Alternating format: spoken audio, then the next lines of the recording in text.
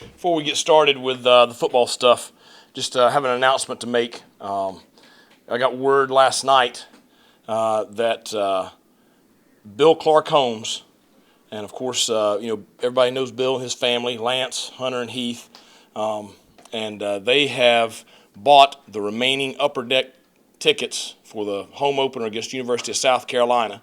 They purchased 6,000 tickets, and they're going to distribute those to our first responders, our heroes here in the community, local firemen, military, police, nurses, everybody that's been so critical for the past year and a half to the Greenville community, and they're going to invite them to that game.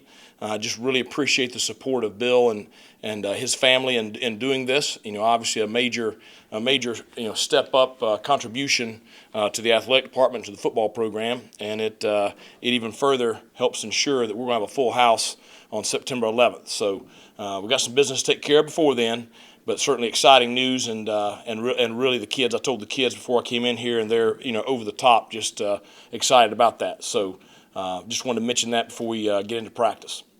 But had a full padded practice. Sun came out, and it was a hot one this morning. I thought the kids that really tested us there. First half of practice, but I thought they really responded. Had a very spirited and competitive team period at the end. Finished with a live red zone competition, and just really competed well right there. So pleased with our first day back after the scrimmage on Saturday. How did, starting first with the last week of camp, do you feel kind of a sense of urgency just with everything going on? Yeah, a little bit. I mean, we talked about it yesterday in our meetings. This is a big week for us because after this next weekend we got to be ready to play App. So we got a lot of work to do this week. How did you feel about the scrimmage, having to review film and everything? I think some good and some bad. I think one thing you got to keep in perspective is I think much better than past year's first scrimmages. Since my time here at East Carolina, but not what we're capable of. So I think good and bad. We took a lot of time Saturday evening and yesterday with the film, and really spent a lot of time as a staff looking at the things that we've really got to improve on this week. This week's a big week special teams wise, and we'll finish our install defensively this week, and offensively we just really got to clean up our execution. Fall camp's getting ready to end. What would be your main goal to see as we close out? Well, I mean, I think see improvement. This coming Saturday in the scrimmage from last Saturday. That's very important. I think stay healthy, because after next weekend, really the focus is get everybody fresh and get everybody ready for game day. What did you see from the backup quarterbacks in the scrimmage from your point of view after watching the tape? Well, I think they've improved. I think that they're not to the level of our starter yet, but they're improving. I think Mason has probably stepped ahead of the others right now. I think Ryan Stubblefield's coming along, so Alex has gotten a lot of reps. So I think that's mainly those guys competing for that 2 spot. But this is a big week for them too. They got some reps with the 1s today, which I think that's important now at this point in camp. Holton's had a good camp. He's an experienced guy. We need to get the next guy ready, to have a solid backup. Coach, do you see some of the younger guys maybe get kind of lost in the intensity and the heat of these few weeks of practice? Well, I mean, ironically, we were talking about that at the water break today. Coach Scott and I just, some of these, freshmen, they show some flashes early in camp. But then that monkey jumps all over them, this point in camp. And it's a combination of the playbook. It's a combination of, just the fatigue from just every day, what you got to do. People talk about, I love the grind. Well, it's a grind right now. And they've never been through anything like that, So the big thing is just trying to positively encourage them. They're your first year. I remember my first preseason camp when I was a freshman in college. You'll never go through anything like it. I mean, I don't know what basic training or anything like that is, but it's got to be something close mentally. So it's a challenge for them right now. Assuming Noah Henderson's had some rust to knock off, how has he looked just a few weeks into this thing? I think better every day. Certainly good to have him back out there. And he's a big athletic kid, and he is experienced. and he has a lot of power. And so I think he is, I'd say all of us were maybe a little nervous when we first started back out, but I think he's shown that he's okay, and he's shown that he can handle the load, and so it's just good to have him back out on the field. Saturday, you kind of presented Shane Calhoun to the Pirate Nation, I think, as the key tight end. Has he separated himself in that room? I think yes, but I think there are other guys that have shown that they're going to be very reliable also. Ryan Jones had a great practice today. He made a play today that I've been waiting on him to make. He's a big athletic guy with a lot of power and a lot of speed. And he had some plays in practice today and one during the team period that was just very impressive. So, yes, I think Shane has shown that he can be, an every down starting tight end and a really good one in this league. But I think he's not the only one in that room. Aaron Jarman has battled just a little bit of bumps and bruises here the last week, so he's coming back, and I think he's going to be a guy that can contribute heavily. I think Zach Bird has had a decent camp so far, and just really want to see him continue to improve. And so now all of a sudden, with those guys, Brian Gagg, you have a very, very deep room right there. Going back to the offensive tackle, we've talked about Malovic as well, but Yep. how about Justin Chase? He played a lot last year, really the first time in his career. Right. How has he come along second year here? I think very solid. He's been running with the ones most of camp.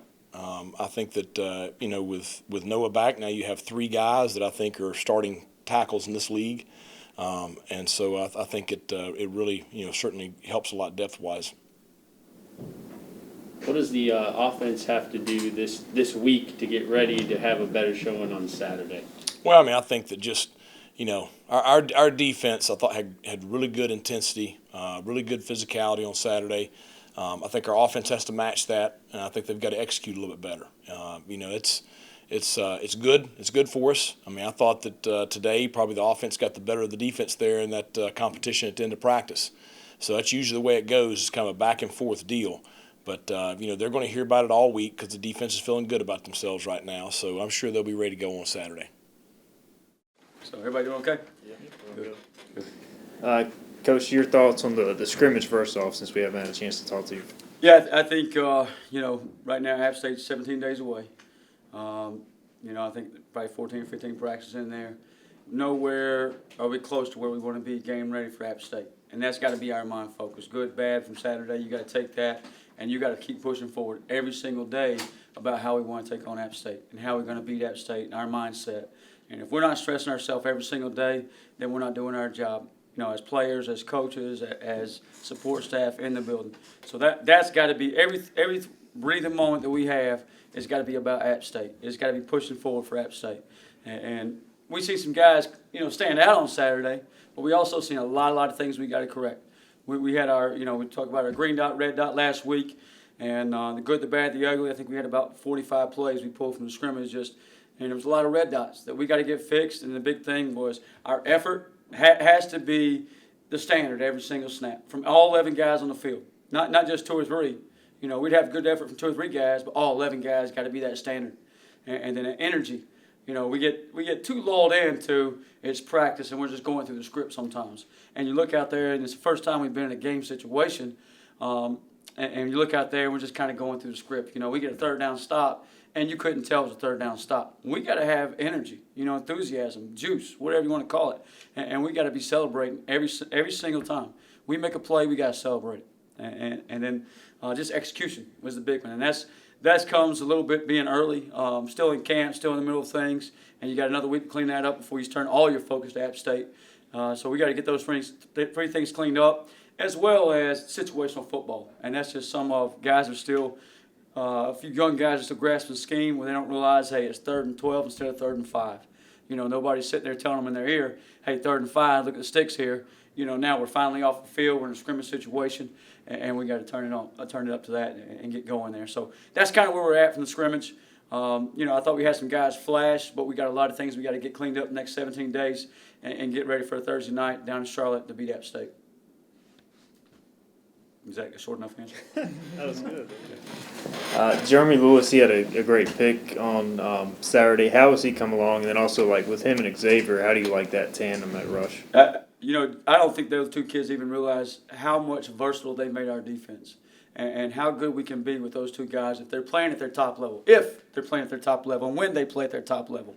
And we got some packages moving forward, but we get both those guys on the field. Whether it's both the edges, X's inside, whatever it may be. I think they're in our best 11, our top 11 guys that we want to get on the field. Jeremy made a spectacular play on that. If it's somebody played officials out there, maybe west of the Mississippi, they'd say probably a ball hit the ground. But in the defensive staff room, those replace officials say that it was a catch. So I'm sure over in Coach Kirkpatrick's staff room, it was hit the ground. But he made a good play, and he's doing some good things. But both those guys got to continue to do the things I just talked about, execution, and that's both of them learning a new position and a new set out there. So execution, X got a lot on his plate, playing both inside, outside, and some different package situations. So we're stressing those guys every single day and make sure that we're getting them ready for game time and be the type of game-changing performers that they are. So we got to continue to do that. It's the same thing I just talked about. If we don't stress those two guys, they're not going to be game changers. They're going to be the average guys, and none of us want that because they're both better than that. Coach Houston said the defense was really up after Saturday's performance in scrimmage. How do you manage that confidence and keep it at an acceptable level where it's not too high, but you don't want to crash it either? Yeah, I think Coach Houston obviously sees things through different eyes, and he's the head coach. And I think as defensively, we got to sit here and just kind of what can we do better to be a better defense, okay? And we did some good things, don't get me wrong. But I keep looking at it, hey, what do we got to do better? And the things we do better, we do good, or we did good on Saturday, we got to continue to do those things even better. To be a good defense, to be a defense that stops the run, that can hold offenses down and get them off the field and get the ball back to our offense. When you look at the secondary, I mean, y'all have so many pieces, especially at safety and Sam. How much do you want to rotate those guys? I mean, I know you do a lot of rotating up front, but can you rotate that much on the back end too? Yeah, we talk about rotations. And the big thing is we're going to play, we think we averaged about 65, 70 snaps a game last year. And we played about 40 snaps on Saturday. Now we got a long time to get in game ready, game shape. But how hard can I play for how many snaps? Is that 40 snaps, 50 snaps, 60 snaps? Is Jair Wilson at 80%, and Gerard Stringer at 100%? Who's better on the field? So we got to make that determination. And then we got to find ways at the same time. We got some packages going in this week where both those guys will be on the field at the same time. So we got some things moving forward. We got multiple DBs on the field at the same time. Then at the same time, you got to figure out, hey, who's your best 11 and who's at 100% your best 11. If there's a guy he's a little tired in the fourth quarter, who do you go with? And then make sure you rotate those guys throughout the game so we are at full speed in the fourth quarter as well. How has the chain of communication developed this offseason, like from the line to Bruce at the linebacker position, DJ in the secondary? So it's been pretty good. As far as you got older guys that are making the checks, making the calls, calling out things. It's not just a linebacker doing it now or one safety doing it now. You got multiple linebackers doing it now. You got multiple DBs doing it now. You got multiple outside backers doing it now. So, you're hearing that. You got Elijah Morris inside that calls things out all the time. You got guys that are starting to be football savvy, football IQ. They're knowing the menu, not just the defensive call, not just the situation, but they're knowing the whole menu about, the personnel, short yardage, time on the field, 2 minute, 1 minute, 4 minute, whatever it may be. So that's nice to see those guys come along. At the same time, those kind of things I hit on to start with, we got to continue to build upon that and know exactly, 3rd and 10, 3rd and 5 type stuff. So. You talk about bringing the juice. Steve Ellis, he seems to bring it more than any coach I've seen. What has he meant to your defensive staff? Yeah, all our defensive coaches are doing an awesome job. They're doing a great job, their energy, and I think Coach Houston hit it on it this morning. We, as coaches, we set the tempo for practice. We set the tempo for how we want to play. And Coach Ellis has brought that mindset, just shark mentality, hungry mentality. Nobody picks on us. Nobody messes with us. We want to be bullies, knock them back. And he's taking that to the corners room. If you can get that mindset in the corners room, that definitely mindset's going to bleed over to the safeties room and over to the rest of the defense. Because if they see a 175, 185-pound corner out there doing it, by gosh, a 230-pound linebacker better do it. So that's kind of the mindset. And those guys are doing a great job as coaches, Coach Tesh, Coach Weaver, Coach Dowse, of just kind of running around chasing guys and making sure that we're playing to the standard of our expectations and make sure we're getting ready to win a ball game. Well, Coach Trice, you the same thing. Your thoughts on the scrimmage coming out of it on Saturday? Well, I have a lot of thoughts about it, and the thing that you like about going into the stadium is it makes it more game-like. And then we had a non-scripted scrimmage, so Coach had an idea what he wanted. I know what he wanted now, but we didn't know going in, so we had to prepare just like a game. And that helps you as a coach to get ready a little bit too, because when you go out and practice, you have it all scripted out because you want to make sure you get this run, you want to get this run to the left, you want to get this run to this young man and all that. So it made it a lot more game-like. So, that was the big emphasis probably. What my thoughts were, though, about how it went was that I was very pleased. These are the positives. That the first offense and the second offense and the third offense didn't have a lot of the first scrimmage bust. Like, we didn't have 12 guys on the field. We didn't have 10 guys on the field. Neither one are good.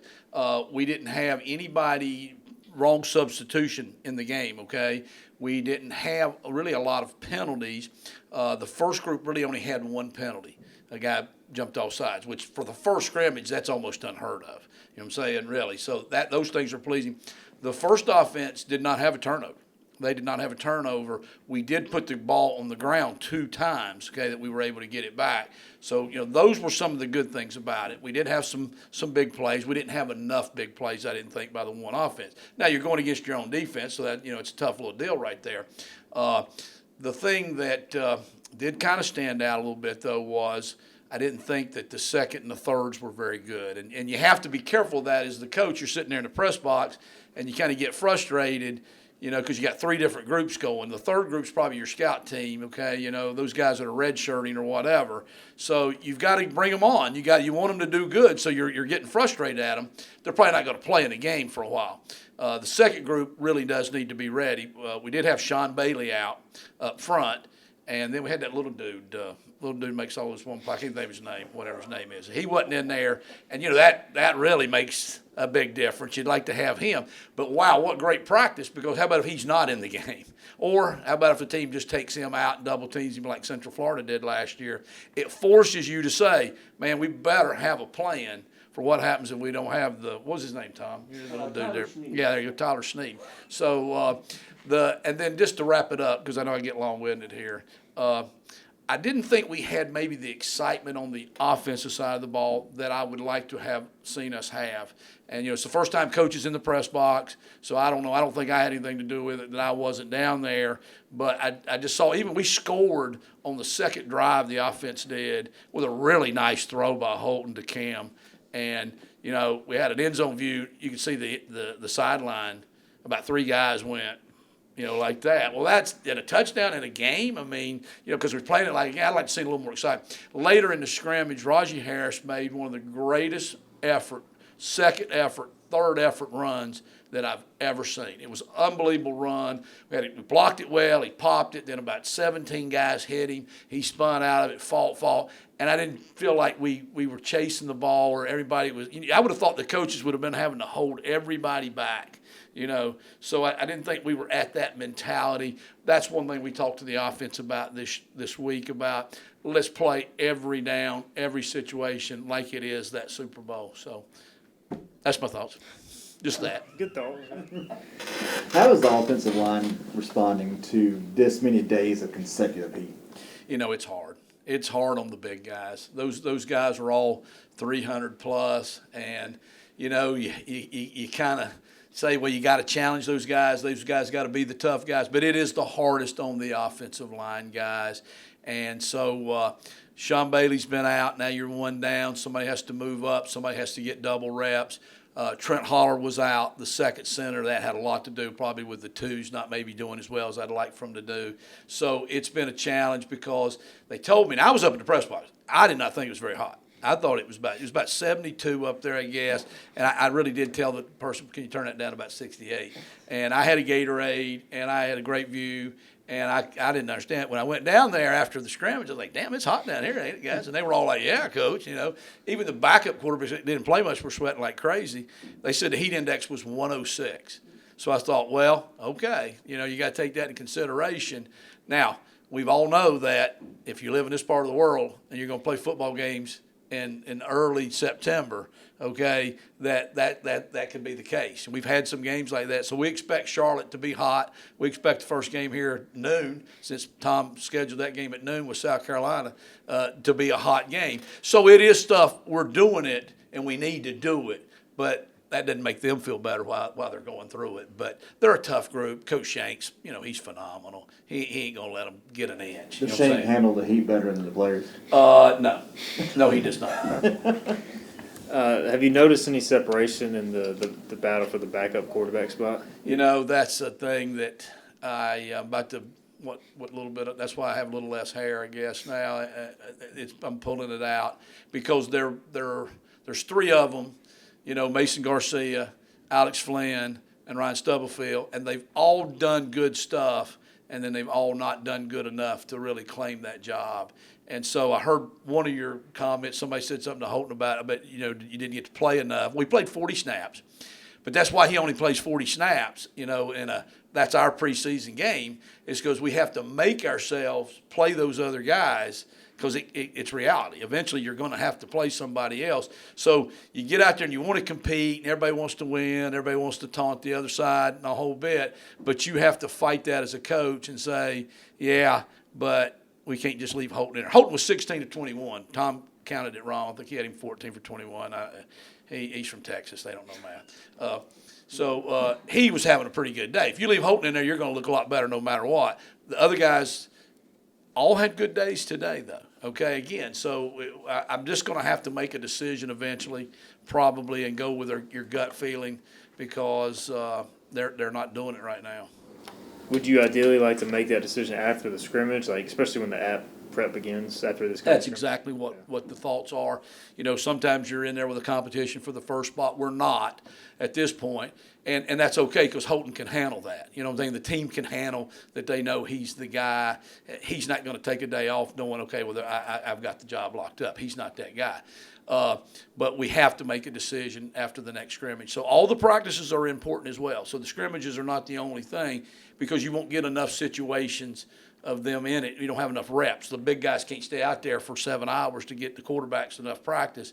So we'll have to judge it on. Like, we had a really good team period today, and all our team periods are scrimmage. They're really live. I mean, there's no holding back. We had a great red zone deal. Those will be tremendous reps to grade from the quarterback and see how they did. And then, but the scrimmage Saturday, I got to get them equal numbers, try to get some situations, created, and then we'll have to make a decision. We'll have to go with it, because it's time to roll then. It's time to go play ball.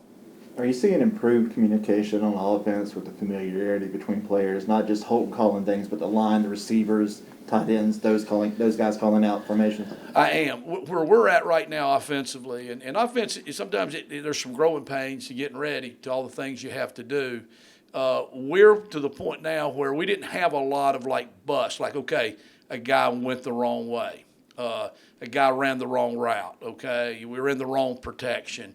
But where we're at now is the technique wasn't good enough. You didn't stem the DB to get close to him to create the separation. You didn't, stair-step the guy on the route because it was man coverage, not zone coverage, so you didn't separate. Some of the tackles floated too much and then got beat inside in pass protection. So he knew he had that guy. He knew that guy was blitzing. The quarterback saw it. They re-ID'd it. They called the blitz out. We all got the right people going. Somebody got beat because they lunged, or something. They used poor technique. That's the part now offensively. We've got to keep running the same plays, and get those things down. And that's where we're at right now. So on Saturday, Holton brought up last week was his first week since he became the starter not having Tyler Snead. Do you think this has allowed him to grow and not having that number one reliable target? I did not realize that, and that's a good point. I think it puts him in a good situation. As a coach, what you do with your players is you go out there, and this especially with the quarterbacks, you try to put them in uncomfortable positions and situations to prepare them for what can happen. So you're always out there working on drills where not you just drop back and there's great protection and the guy's wide open and you throw it, okay? You work on going back, and then you make them move around, then you make them sprint and bail, and they got to scramble, and they got to throw that route on the run. He's got to come out of that route and get in the scramble drill. So you're always doing that, and then you want that chemistry for the receivers and the quarterbacks and building all that, but then you still want to keep stressing them because how about you're right? How about if something happens to Tyler? And, we've been using Maceo O'Donnell, okay, as a running back because we thought we needed another back, okay, because we got a freshman in Pops working third, but we need a Maceo, and I think he can help us there. With Snead out, we were talking as a staff, and Coach Houston first brought this up. Maceo may have to go back and play some H, okay, receiver behind Snead, just to make sure we got somebody ready. Because Jari Patterson was doing great, got injured. Now, he was back today. We put Cam in there. He did do some good things, caught a touchdown, and then he had overheat today, and so he was out. So we got to keep working on that. Did any other wide receivers stand out? You mentioned Cam had a big play from Saturday. C.J. Johnson did. C.J. Johnson's had a great camp. C.J. had two just absolute great plays out there. Again, now they don't get a chance to get that many catches because we were spreading it around. I had some of the third down scripted, not only by what play I wanted to run, but who I wanted to run that play to. So we put C.J. in there. I did it with Josiah as well. Josiah ended up getting a turf toe, so we didn't get to do it much with him. Put C.J. on a couple of routes these are routes we usually throw to Snead. Okay, this is a route we could call it Snead because that's who we throw it to. All right, Snead's not in here. CJ, you're getting that route today. And he went out there and made that play, so that was really, really encouraging. And then right before the half, we did a 2-minute drill, and CJ had a great play on a 3rd down and 8 where he made the catch, turned up the field, hard physical play, made the 1st down, or we would have been in a punt situation, made the 1st down, and got out of bounds. So I thought he was the other one that stood out. Do any of the backup quarterbacks offer anything that Holton? Is there a situational thing that any of the guys offer, or are we strictly looking at a backup quarterback? Well, I think no, because really I think Holton can do what we need him to do or what we want him to do. Walter Simmons, the true freshman, is an absolute bullet as a runner. You know what I'm saying? So sometime in there that might become a plan. Walter had a death in the family. He missed about 5 days of practice. I got him back in the scrimmage quite a bit, but didn't get a chance to really get loose. He does have maybe that other ability. He can run at a different level. Yeah, Holton's a good runner. This guy right here is an exceptional runner. But really the other guys, Mason is probably more the dual guy, really. He gives you a good runner too, but, he's got a bullet of an arm too as well. Ryan Stubblefield brings the most energy to the team of anybody out there too. So, he's a ham. That's what he is. But I don't see it being that way probably. It's kind of Holton's team. It's Holton's offense. And I think the consistency with him, is probably the way we go. That's a great question, I think, though. Thank you, guys.